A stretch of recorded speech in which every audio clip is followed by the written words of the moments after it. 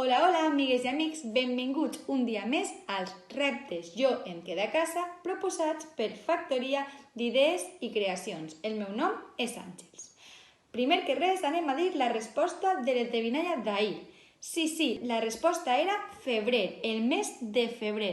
Moltes gràcies a tots els que heu participat. Era un poc complicada, Avui sols anem a fer dos reptes, val?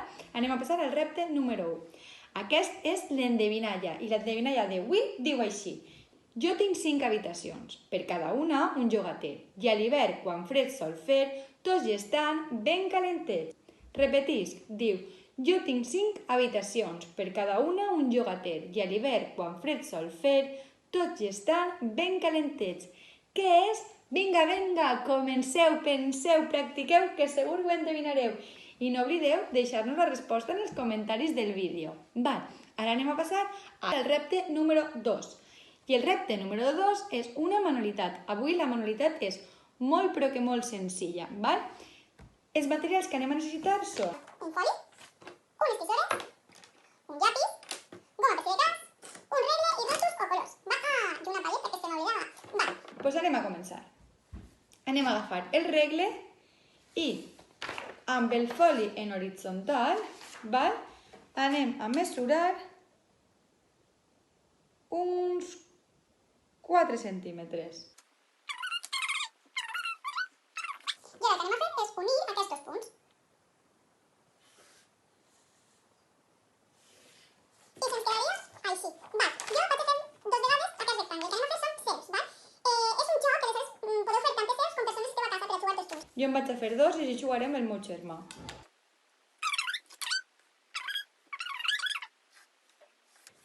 Ara heu de treure la vostra creativitat. Podeu pintar en rotos, en color, com vulgueu. Si no voleu, podeu no pintar-lo també.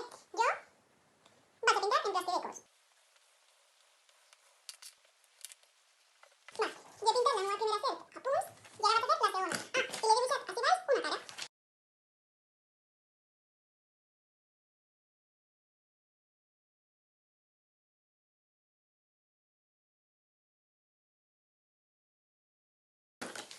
I aquí tindríem la meva segona serp. No veu com antes i si pinteu amb plastidecos pinteu abans la cara perquè si no després costa molt de pintar. I ara el que necessitem són unes tisores i anem a retallar per la ratlla ben recte. Així tindríem la nostra primera serp i així la nostra segona. Ara què anem a fer? Ara anem a doblar la serp. I com la doblem? Agafem i doblem un trosset i així tot el rato.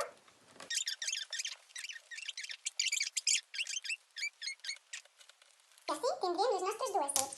I ara ja estem preparats per a jugar a la nostra serp de carreres. Com es juga?